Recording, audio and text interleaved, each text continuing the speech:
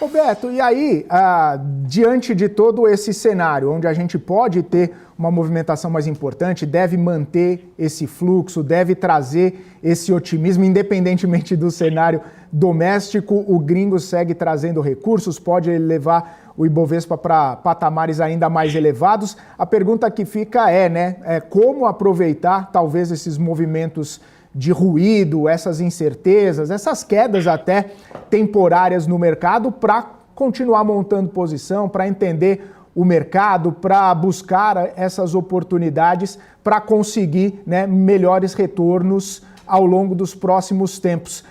O investidor, claro, fica um pouco pé atrás, fica um pouco ressabiado, mas é importante também observar esses movimentos como oportunidades. E aí eu peço só a gentileza, eu tenho 4 minutos. Claro.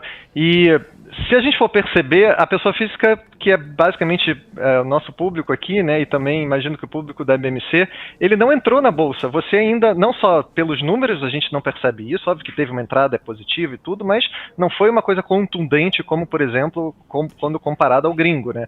E a gente vê nas ruas também. Quando a gente vai ao clube, vai ao restaurante, a gente lembra daqueles momentos de boom de Bolsa em que só se falava de Bolsa, só se falavam de ações.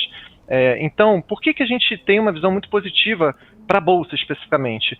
Primeiro, é uma questão de oferta e demanda. Na verdade, ao longo dos últimos...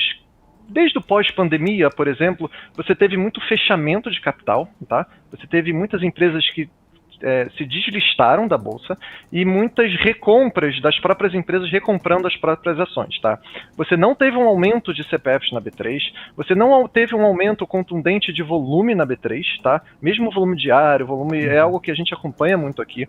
E por conta disso, ao longo dos últimos anos, a gente teve uma liquidez diminuída na nossa Bolsa, né? Na B3. Por conta disso,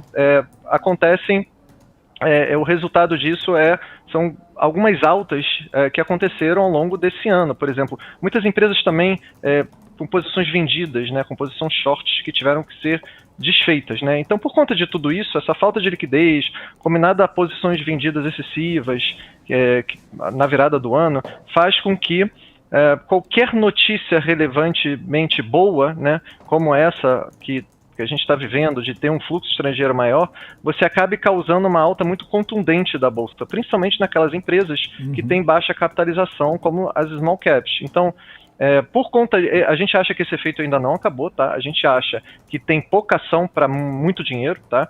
E qual é a nossa visão aqui, voltando a falar de fluxo, que foi o tema inicial? O gringo, ele entrou muito forte ao longo do ano, como um todo, tá?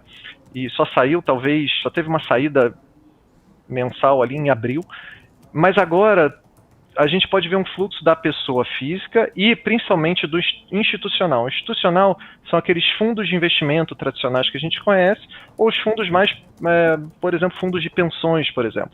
A partir do momento que entrar esse fluxo, com a continuação do fluxo gringo, aí sim a gente justifica aqueles valuations lá que você comentou, de 180, 190 mil pontos para a Bovespa. Então, eu acredito nesse cenário, eu acredito que a classe de ativações hoje, no Brasil, comparado com outros fundos imobiliários, debêntures, renda fixa, etc., é a melhor classe para você navegar o ano de 2025.